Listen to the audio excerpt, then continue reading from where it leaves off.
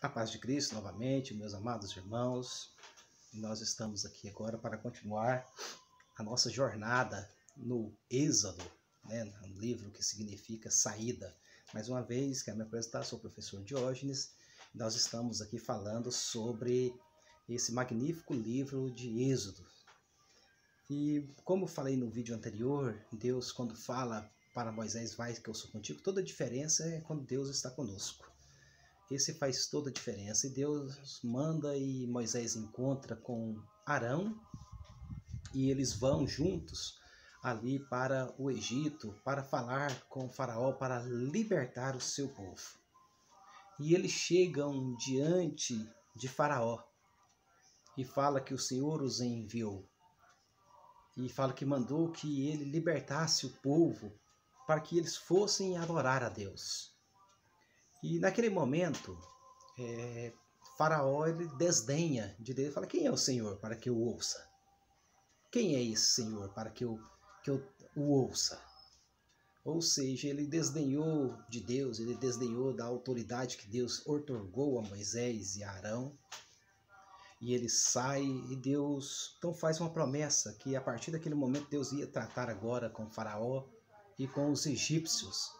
Agora, Deus mandou, vamos dizer assim, amigavelmente. Ele rejeitou. A partir desse momento agora, como nós conhecemos a história, Deus ia endurecer o coração de Faraó como juízo. Às vezes Deus endurece os corações, até os corações de pessoas que abandonam a Deus como juízo. Agora Deus mandou primeiro a palavra e ele, por sua livre e espontânea vontade, disse não. Um não carrasco, um não que ele queria medir a sua autoridade com a autoridade de Deus, e agora Deus vai mandar juízos. Agora lá no capítulo 7 de Êxodo, nós vemos que Arão e Moisés volta e Arão pega a vara e joga diante de Faraó e ela se transforma em uma serpente. Um grande milagre, aconteceu ali. E eu quero até dar um relato para vocês aqui. Nós que somos pentecostais, muitas vezes nós somos muito imbuídos e envolvidos na experiência, no milagre. Tem até pessoas que vão ao culto e falam: olha, o milagre de hoje você vai buscar seu milagre. Eu quero falar que nós não podemos ficar ligados ao milagre, mas ao Deus que opera milagre. Pode não operar também segundo a sua vontade, e ele continua sendo Deus. Como tem aquela música, você conhece? Se ele fizer, ele é Deus. Se não fizer, continua sendo Deus. E é nesse sentido. E Faraó, lá no capítulo 7, a partir do versículo 10, você pode ali depois pegar a sua Bíblia, e ele chama os seus magos, e os magos jogam também as suas águas, e elas se transformam também em serpentes. Elas se transformam também em um grande feito oculto agora. O de Deus foi um grande milagre, agora um grande feito. Então eu quero falar assim que nós não podemos ficar imbuídos com milagres, porque o milagre em si não assombrou Faraó, até porque ele estava envolto no ocultismo, na feitiçaria, e essas coisas também têm os seus poderes ocultos. Então, por isso que Deus ele não se revela simplesmente pela experiência do milagre, mas pela sua palavra. Deus se revela perfeitamente pela Bíblia Sagrada, é a sua palavra. Por isso que Jesus se denomina o verbo, a palavra. É pela palavra que Deus se revela perfeitamente. Faz grandes milagres, maravilhas, opera na nossa vida, mas a sua revelação, onde nós o conhecemos, é por sua palavra. A palavra de Deus. Então nós vamos ver que a partir daquele momento, Faraó ele começa a endurecer as coisas para os filhos de Israel. Ele começa agora a provar mais, a afligir mais por causa da presença de Moisés e Arão.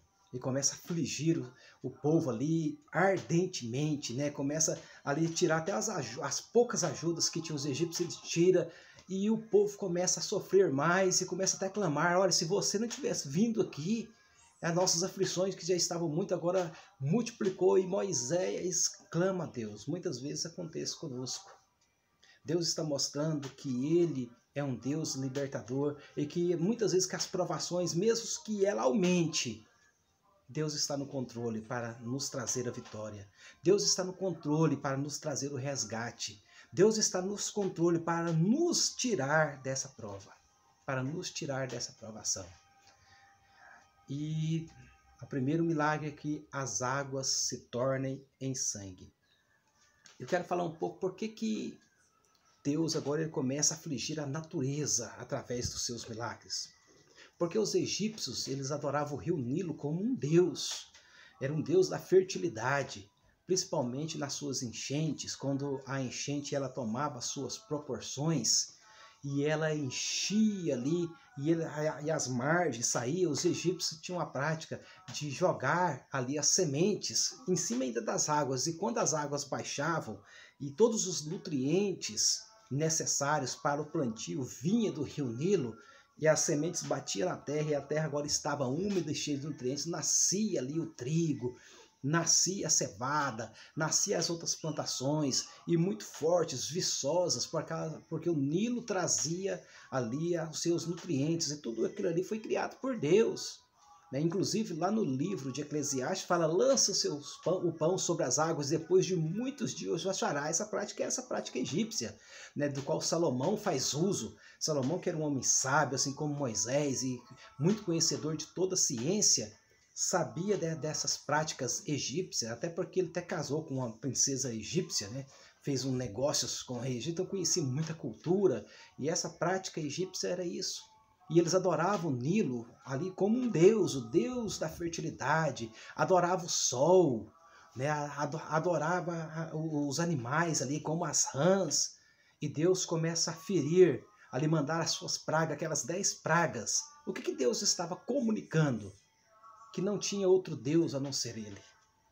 Que todas essas outros deuses dos quais ele adorava ou eram ídolos do seu coração, eram ídolos feitos à sua mão, ou eram simplesmente criaturas de Deus, como os rios, o sol, as estrelas, eram criaturas, as rãs, os animais, enfim, tudo é apenas criaturas de Deus. Foi Deus que os criou, é Deus que os dá vida, é Deus que dá ordem para ele, Deus tem um controle sobre eles. E quando Deus fez com as águas se tornassem em sangue, as águas de todo o Nilo, imagina um rio daquele tamanho, o maior rio em extensão, o maior rio em águas, nós sabemos que é o rio Amazonas, mas o maior rio em extensão que corta o Egito todo, é o maior rio do mundo em extensão, não em águas, porque em águas é o nosso aqui, o rio Amazonas, mas em extensão o rio Nilo, que corta todo o Egito. Imagina todo aquele rio, toda aquela extensidade se tornou em sangue. Não foi apenas uma parte toda. Deus estava mostrando que ele tem o controle sobre todas as coisas, que ele é Deus. Sobre Moisés, aí o faraó pede clemência, mas Deus endurece seu coração, como eu falei. Endureceu seu coração como juízo, porque ele desdenhou de Deus, ele desdenhou da autoridade otorgada por Deus, que foi Moisés e Arão para levar. Ele tentou medir forças com Deus. E a partir dali, Deus começa a lançar pragas, fez que as rãs saíssem ali e invadiam as casas dos egípcios, não invadiam ali as casas dos hebreus, até a cama de Faraó ficou enfadada de rãs, e ele pede clemência, e Moisés ora e as rãs morrem, e a terra dá mau cheiro. A terra, literalmente, nós passando, ficou ali com um odor insuportável pela morte das rãs. Deus mostrando que todos aquilo ali era criatura que ele tinha domínio sobre elas, tanto para dar vida como para matar. O próprio Deus fala isso, que é ele que mata e é ele que dá vida.